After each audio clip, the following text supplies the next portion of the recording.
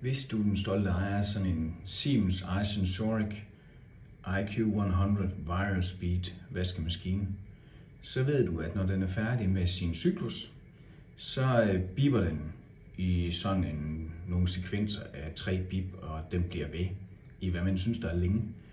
Og jeg har ikke kunne finde nogen hjælp på nettet over, hvordan man fik den til at lade være med det. Så jeg har bare prøvet mig frem, og jeg fandt løsningen. Og nu håber jeg lidt, at jeg kan hjælpe nogle andre, der er lige så trætte af det biberi, som jeg var.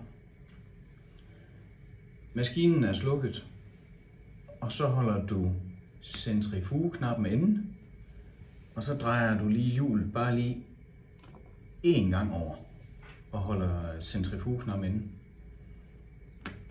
Så kommer det niveau, den står på lige nu, og jeg har jo sat den på 0. Og når du så vil skifte niveau, så trykker du bare enkeltvis på centrifugeknappen, til du når dertil, hvor du gerne vil. 1, det er ikke skælt. 2, det er ikke meget værre.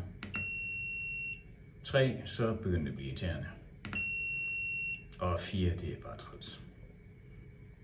Men jeg vil jo gerne have den på 0. Så jeg slår den frem til 0. Og så slukker du bare maskinen igen. Sådan der.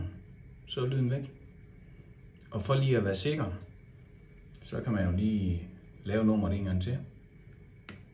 Vi holder centrifugeknappen inde. Drejer lige en gang til højre. Holder knappen inde stadigvæk. Og så kommer det frem. Den står på 0.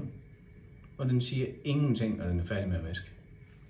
Se, det er dejligt, for vi kan godt lide ro. Jeg håber, det hjælper.